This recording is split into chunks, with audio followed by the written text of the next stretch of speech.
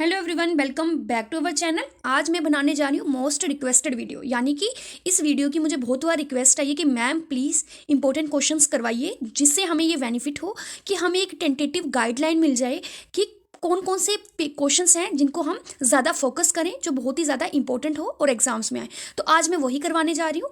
तो अगर आप इतने क्वेश्चंस कर लेते हैं तो डेफिनेटली आप अच्छे मार्क्स, यानी कि अच्छे मार्क्स स्कोर कर पाएंगे एग्जाम्स में। तो let's start video. Question number first है हमारा कि लिबरल नेशनलिज्म स्टैंड फॉर, कि जो लिबरल नेशनलिज्म है वो किस चीज़ के लिए स्टैंड करता है। ठीक है, अभी इसकी जो एक्सप्लेनेशन है, सभी क्वेश्चंस को मैं हिंदी में अच्छे से एक्सप्लेन कर चुकी हूँ। सभी वीडियोस की लिस्ट आपको प्लेलिस्ट में मिल जाएगी, तो वहाँ से आप कर सकते हैं। यहाँ पे सिर्फ मैं क्वेश्चंस ही रीड करूँगी, यानी कि क्वेश्चंस ही पढ़ाऊँगी। जितनी भी आपकी सिविक्स, ज्योग्राफी, हिस्ट्री है, उन सबको मैंने बहुत ही अच्छे से वेल एक्सप्लेन करा हुआ है वीडियोस में। आप जाएं प्लेलिस्ट में चेक करें।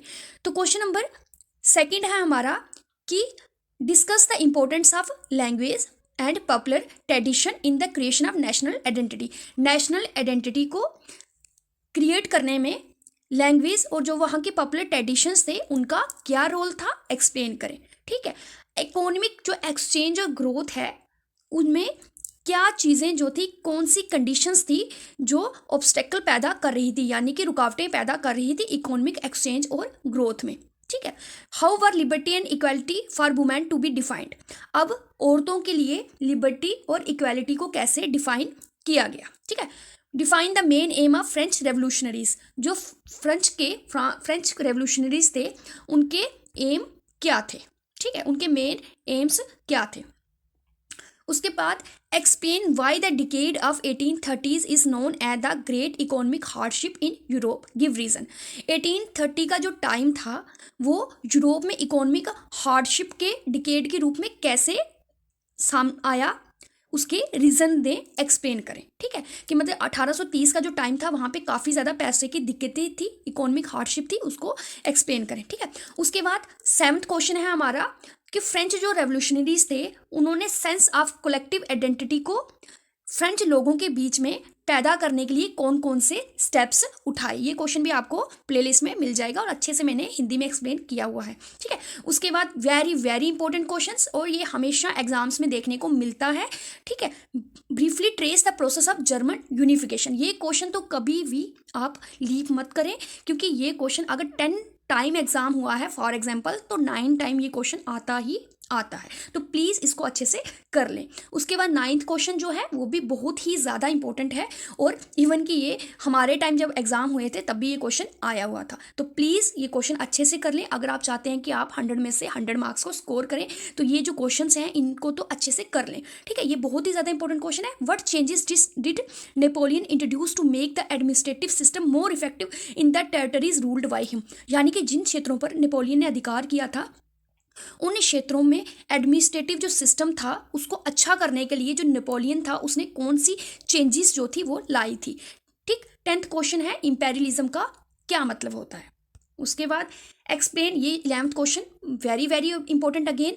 क्वेश्चन कौन सा है, explain what is the meant by the 1848 revolution of the liberals. 1848 में जो लिबरल्स का रेवोल्यूशन हुआ था उसका क्या मतलब था, एक्सप्लेन करें। और what were the political, social and economic ideas supported by liberal. ठीक है, और कौन से पॉलिटिकल, सोशल और इकोनॉमिक जो आइडियाज़ थे उनको सपोर्ट किया गया था लिबरल्स के द्वारा, डिस्कस करें। बहुत ही ज़्यादा इंपॉर्टेंट क्वेश्चन है, ये कर लें, डेफिनेटली अच्छे मार्क्स आप लेंगे ही लेंगे। अगेन इंपॉर्टेंट क्वेश्चन है 12th क्वेश्चन। ठीक है, वो कौन सा है, why did nationalist tensions emerge in the Balkans, discuss. Balkan में जो नेशनलिस्ट टेंशन एमर्ज हुई थी उसके बारे में बताएं। बहुत ही ज़्यादा इंपॉर्टेंट क्वेश्चन है, कर लें। एक जर्मन यूनिफिकेशन, एक Napoleon introduce to make the administrative system more effective, और national tension emerge in the Balkans. ये 3 क्वेश्चन 100% आएंगे, 100% आएंगे, कर लेना। ठीक है, एक्सप्लेन 13 क्वेश्चन है, explain any 3 causes of conflict in the Balkan area after 1871। 1871 के बाद वाल्कन जो एरियाज थे उनमें किन्हीं 3 कारणों के बारे में बताएं जिनसे कन्फ्लिक्ट आ रहा था। ठीक है, कन्फ्लिक्ट क्या होता है, मतभेद। 14th जो क्वेश्चन है हमारा वो है write a note on role of women in nationalist struggles. Womens का रोल के बारे में लिखें जो उन्होंने प्ले कहाँ किया था, नेशनलिस्ट जितने भी स्ट्रगल्स हुए थे उनमें वुमेन का क्या रोल था उसके बारे में लिखें।